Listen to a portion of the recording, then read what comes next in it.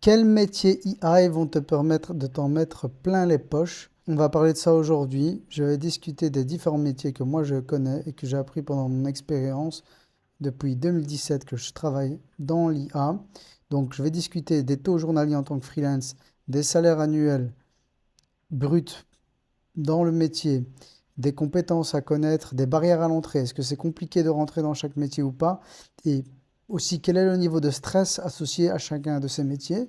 Et sur base de ça, tu pourras te faire une idée de quel métier pourrait te convenir. Il est aussi possible de commencer par un métier dans l'IA et puis faire une transition vers un autre métier. Moi-même, j'ai fait beaucoup de métiers dont on va discuter dans cette vidéo. Donc, j'ai déjà travaillé en tant que product manager, data analyst, data scientist, data engineer et aussi consultant dans l'IA ou AI Compliance Officer. Donc je vais parler un peu de tous ces métiers-là. J'ai aussi beaucoup de connaissances dans mon réseau qui font les autres métiers que je n'ai pas fait moi, forcément.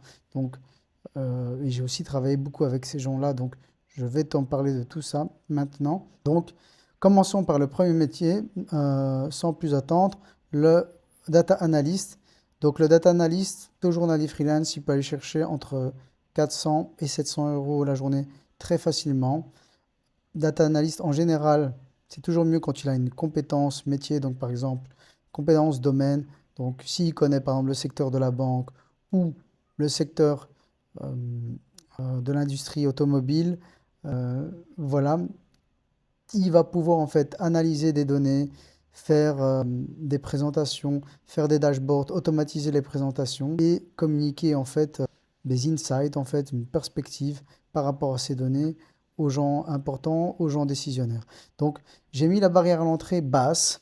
Pourquoi? Parce qu'à mon sens, pour réussir une interview en data analysis, c'est pas très compliqué. Il faut un peu driller les questions SQL, Python, Cloud, et il faut connaître au moins un outil de visualisation, donc Power BI et Tableau par exemple, ou même des librairies de visualisation, donc comme Matplotlib. Donc c'est quand même des skills, c'est pas les skills les plus compliqués à avoir. Sans diplôme universitaire, on peut réussir ce genre de choses, même sans diplôme tout court en fait, juste avec quelques certifications en ligne. Donc voilà, si vous êtes intéressé par ce métier-là, n'hésitez pas à me contacter, je peux vous expliquer comment rentrer dans ce métier-là sans problème. Euh, alors le niveau de stress, je l'ai mis à un niveau moyen. Le niveau de stress, il y a quand même un métier opérationnel. Donc, il faut présenter des chiffres assez importants sur base desquels les décisionnaires, donc les gens du upper management, comité de direction, vont, voilà, prendre des décisions. Et donc, on est amené à faire des présentations au moins mensuelles, donc des fois même hebdomadaires, annuelles aussi. Donc, en général, ce sont des réunions importantes. Votre manager est assez stressé. On va être sûr que les chiffres font sens et qu'il n'y a pas de problème, que les présentations sont délivrées à temps, que les données sont bonnes. Donc, il peut y avoir un petit niveau de stress attaché, mais c'est quand même, mis à part ça, on met rien en production, donc on ne perd pas d'argent si, directement, en fait, si les présentations ne sont pas faites à temps et compagnie, mais voilà, comme il y a beaucoup de visibilité, on est exposé à des gens qui ont le pouvoir des décisions, donc si on fait mal les choses, ça peut vite se retourner contre nous. Ou au contraire, si on fait bien les choses, on peut avoir de la visibilité, ça peut ouvrir vers d'autres positions en fait, de direction. Donc voilà, c'est une position très intéressante et très stratégique. Le deuxième métier, donc le métier de AI Product Manager. Donc ça peut chercher facilement dans les 900 euros la journée en tant que freelance, 70 voire plus 70 000 voire plus en salaire annuel brut. Donc j'ai beaucoup hésité en fait par rapport aux barrières à l'entrée à aller avec Product Manager, mais car ça peut être en fait bas tout comme très élevé. Et c'est ça en fait qui va déterminer aussi le taux journalier. En fait, pour être AI Product Manager, il faut quand même avoir une connaissance assez transversale. Il faut avoir connaissance des business requirements, il faut avoir une connaissance en fait, du domaine, des développeurs, euh, infrastructure, IT, euh, légal aussi. Donc, faut être familier évidemment avec tout ce qui est méthodologie agile et compagnie. Mais donc, il y a quand même une connaissance un peu. Il faut comprendre en fait.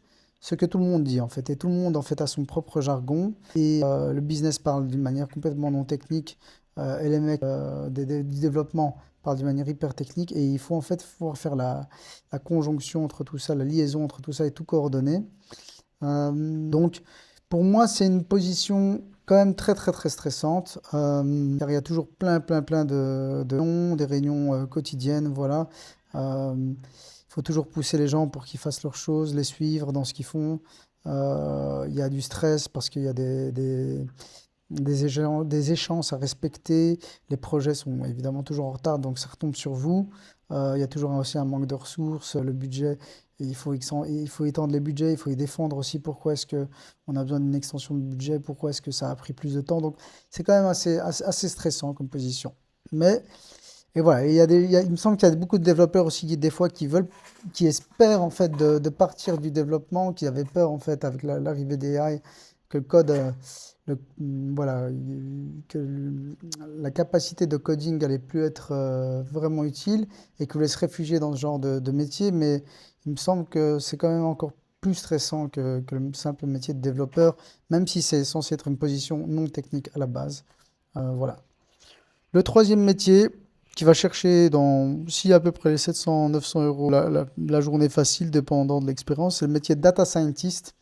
Donc là, on peut les chercher facile dans les 90 voire 100 k brut voilà, annuel.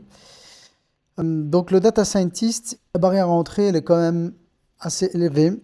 Alors, il faut avoir une connaissance algorithmique approfondie des mathématiques, des statistiques, éventuellement d'un domaine en plus. Donc par exemple, je sais pas, le domaine bancaire, le domaine de anti-money laundering, donc anti-blanchiment d'argent, ou je sais pas moi, quelque chose dans pharmaceutique. Peu importe, c'est toujours mieux d'avoir un domaine. Et il faut vraiment bien connaître Python, ou même R, ou MATLAB, ou SAS, enfin, d'autres logiciels statistiques.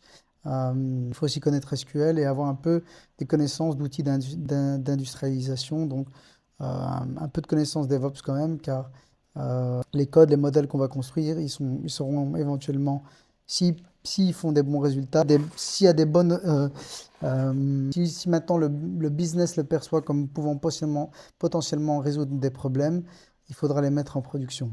Donc, c'est lié un peu, le niveau de stress, je l'ai mis en bas, car le data scientist en général, il fait beaucoup d'expériences, il fait des tests, il prend les données offline, euh, et l'expérience, il teste des modèles, il essaye de prédire des choses.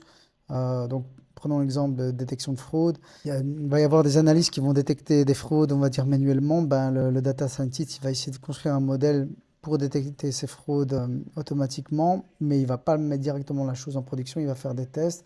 Il va présenter les résultats si le modèle fonctionne bien. Et si maintenant le modèle a une bonne performance, ben alors là, ça va passer en production. Mais donc, du coup, il est moins dans l'opérationnel, un peu moins dans le reporting, un peu moins dans l'industrialisation même.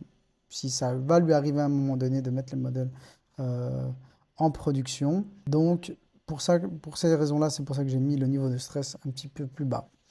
Le data engineer qui, lui, peut vraiment aller chercher un peu moins ou voire même plus en fait. Il y a une plus grande variance. En salaire annuel, il va chercher beaucoup plus. J'ai mis vraiment la barrière à l'entrée assez haute. Pourquoi? Car c'est vraiment des gens qui connaissent bien l'IT, qui ont fait en général des reconversions d'un poste vraiment purement IT à data engineer. Donc ils ont appris SQL à fond, ils connaissent bien comment faire des data pipelines, ils connaissent Python, Go, Spark, donc tous des outils de big data, des outils d'orchestration, donc comme par exemple Apache Airflow ou des outils de streaming de data comme Kafka ou, euh, ou Kubernetes, voilà, pour l'orchestration de containers. Enfin voilà, ils connaissent vraiment des outils quand même assez pointus qu'on peut malheureusement vraiment connaître qu'en étant déjà dans le métier. Donc vraiment, je pense que là, les barrières à l'entrée sont vraiment élevées. Euh, Aussi, la variance vraiment du salaire et de ce qu'on peut gagner est assez élevée car ça dépend en fait. Si on a mis en fait un process daily qui traite pas beaucoup de données, qui tourne entre 1 heure et 2 heures du matin et voilà, qui est pas très critique pour l'entreprise, bah, ça va pas être perçu comme une expérience vraiment incroyable pour le recruteur ou pour le procurement. Alors qu'un autre data engineer qui a, je sais pas moi, traité un grand nombre nombre de données en real time, donc en continu, avec, avec une latence vraiment, par exemple, très basse, par exemple, voilà. Ça, un data engineer qui a géré ce genre de pipeline, de data pipeline, va être vraiment perçu comme beaucoup plus, en fait, comme avoir beaucoup plus de valeur, en fait, que le data engineer précédent. C'est pour ça qu'il peut vraiment avoir une grosse variance euh, dans les rémunérations. Et le métier de AI engineer qui est vraiment, vraiment, vraiment en vogue ces derniers temps. Et c'est celui que j'exerce en ce moment. Donc, lui, il peut aller chercher vraiment entre 700 et 1000 euros la journée sans problème. Je pense qu'il peut même aller chercher 110, 120 brut pour un très bon AI engineer à l'année. Les barrières à l'entrée sont par contre très très élevées. Il faut connaître les LLM, il faut connaître l'industrialisation de ces LLM, il faut connaître un peu tout ce qui est préparation des données pour les LLM, donc tout ce qui est tokenisation, chunking, les fournisseurs de LLM, OpenAI, Mistral, Claude, Gemini, enfin voilà, les modèles multimodaux, les frameworks d'agentic AI, enfin il faut vraiment connaître vraiment plein de trucs, en plus de la programmation, en plus des autres dimensions IT. Donc là, vraiment, je pense que les barrières d'entrée sont très élevées. Par contre, je pense que c'est très porteur pour l'avenir. Là, il y a énormément de boulot pour les mecs qui savent construire des agents IA autonomes, des chatbots et compagnie. Donc voilà, et le niveau de stress, c'est comme d'hab assez élevé, étant donné, voilà, comme toujours dans les projets, il y a des très grosses attentes et on pense vraiment que le business a une compréhension en fait de l'IA comme si l'IA pouvait tout faire, tout résoudre, tout automatiser, tout remplacer. Donc ici, on est dans une position vraiment data scientist pointu, aussi de backend engineer, de integration engineer et de LLM Ops, donc site reliability engineer, mais pas pour les modèles LLM. Donc là, ça va quand même assez loin. Le modèle de AI architecte, qui est pour moi celui qui peut rapporter vraiment le plus, mais qui a le métier de AI architecte qui peut rapporter le plus, mais qui demande quand même une seniorité plus élevée et qui a aussi une très forte barrière à l'entrée. Car là, il faut avoir des connaissances solides en IT, beaucoup d'années d'expérience sur des gros projets. C'est vraiment ça qui compte. Et il faut vraiment avoir une bonne connaissance de tout ce qui est high-level design pattern. Donc, voilà, vraiment driller tout ce genre de questions. Donc, voilà, admettons, tu as une application avec un très gros volume de data qui doit être up and running autant de temps. Elle doit faire ci, ça. Voilà, quel va être le design de l'infrastructure que tu vas mettre en place? euh, Quelle va être ta solution en termes d'infrastructure, d'architecture et compagnie. Donc ça, il faut pouvoir répondre à ce genre de questions. Pouvoir donner, en fait, gérer une cloud de développeurs. On est responsable aussi pour les coûts, en fait, de la solution. Donc là, c'est vraiment une position à haute responsabilité. J'ai mis medium high dans le niveau de stress parce que même si on a beaucoup de responsabilités, on est quand même moins dans l'opérationnel. On est beaucoup dans le design et dans les réflexions de fond et dans le setup.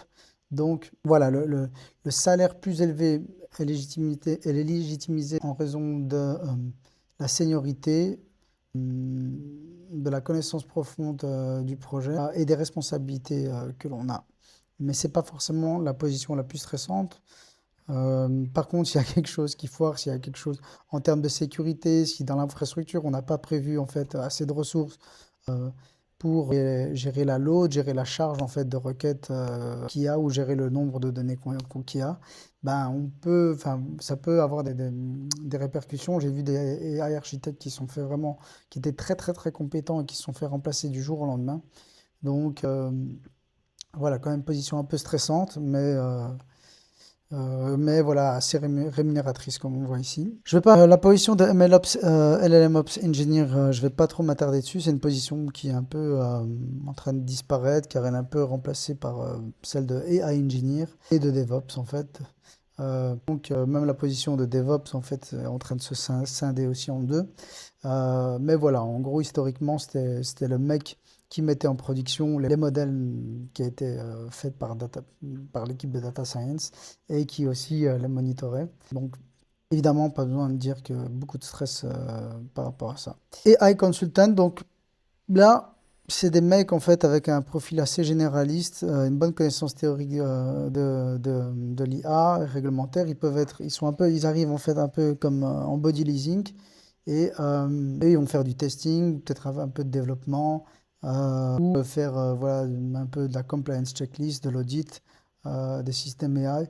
Donc niveau de stress moyen, euh, un peu moins rémunérateur et barrière dans l'entrée on va dire, moyen élevé, car il faut quand même avoir, je pense, une certaine expérience et euh, des certifications, voire diplômes universitaires relevants pour se positionner en tant que spécialiste AI. Le métier de data laber, que voilà, quand j'ai fait la liste, j'ai demandé à ChatGPT de vérifier ma liste que j'avais fait spontanément et il ne l'avait pas mis celui-là. Et donc ça, c'est les deux positions que je vais ajouter. Et c'est quelque chose dont on ne parle pas beaucoup, mais en fait, data laber, je vois beaucoup d'offres là-dessus aussi. C'est le mec, en fait, ça peut quand même aller chercher beaucoup. C'est souvent à l'heure ou à la journée, en fait, en tant que freelance, je vois beaucoup plus ça en tant que freelance qu'en tant qu'employé. En fait, il va y avoir des compagnies, souvent des startups, qui vont vouloir engager des gens qui vont faire du labeling de leur data. Donc, qu'est-ce que ça veut dire? Ils vont avoir du texte, de la vidéo, de l'audio, peu importe. Et ils vont demander en fait à une personne qui s'y connaît. Donc, on va prendre un exemple clair. Admettons, je m'y connais dans une langue un peu spécifique, le polonais. Et ils vont me demander de mettre un label, voilà, est-ce que j'ai trouvé que ce qui a été généré par l'IA est correct ou pas, satisfaisant, enfin voilà. Je vais avoir un espèce de choix fixe et je vais devoir générer et souvent mettre un commentaire.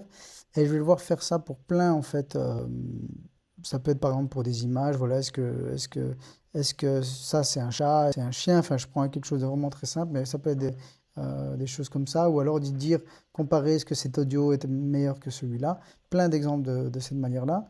Et donc ça peut, pour un domaine, par exemple le polonais, j'imagine il y a beaucoup de polonais où j'invente le chinois ou l'anglais, beaucoup de personnes parlent ces langues-là, donc les taux journaliers vont être moins élevés. Mais pour quelque chose de très très très pointu, ça peut vraiment aller taper très très très très très, très haut.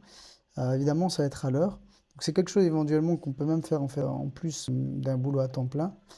Et j'ai vu des offres, par exemple, quelqu'un qui s'y connaît, quelque chose de très pointu dans la biologie ou très pointu en fait dans le développement de software, et ben peuvent vraiment aller chercher vraiment énormément. Ça peut vraiment aller même chercher jusqu'à 150 dollars de l'heure. Et ça c'est.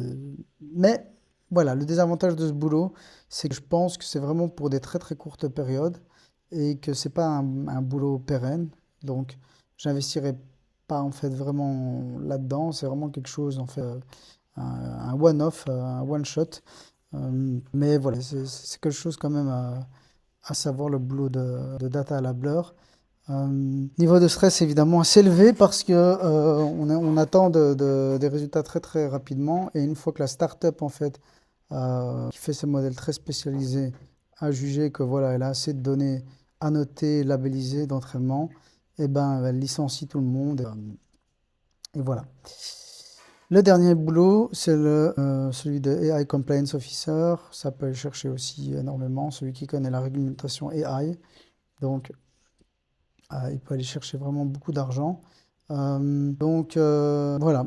Si je devais faire un résumé maintenant de tout ça, je pense qu'on voit que par rapport en fait à la rémunération et à la barrière à l'entrée, il y a vraiment une relation en fait croissante, il y a vraiment une relation linéaire croissante. Donc voilà, plus le boulot est plus le boulot a des barrières à l'entrée élevées, plus en fait là, il va y avoir énormément de rémunération et inversement. Donc, et vraiment le niveau de stress par rapport à l'application va vraiment dépendre en fait de ce que vous avez faire, de la criticalité de l'application, de son caractère est-ce que vous êtes dans l'opérationnel, est-ce que vous êtes dans l'industrialisation. Donc voilà. Mais voilà, ceci étant dit, il y a vraiment énormément d'argent à être fait dans l'IA et il y a encore il y a beaucoup de métiers en fait qui émergent, qui disparaissent, d'autres qui se stabilisent. Je pense vraiment au métier de AI engineer qui est un peu en vogue, data scientist, data analyst, product manager. Ça, ils sont quand même bien établis, data engineer aussi. Donc, AI architecte, ils sont quand même bien établis. Mais voilà, il y a comme ça, il y a des fois des métiers qui apparaissent en plus et il y a des opportunités. Donc voilà, si ça vous intéresse, n'hésitez pas en fait à me suivre, à souscrire à la chaîne. Je vais partager plus d'insights sur les métiers dans les vidéos à venir. Au revoir.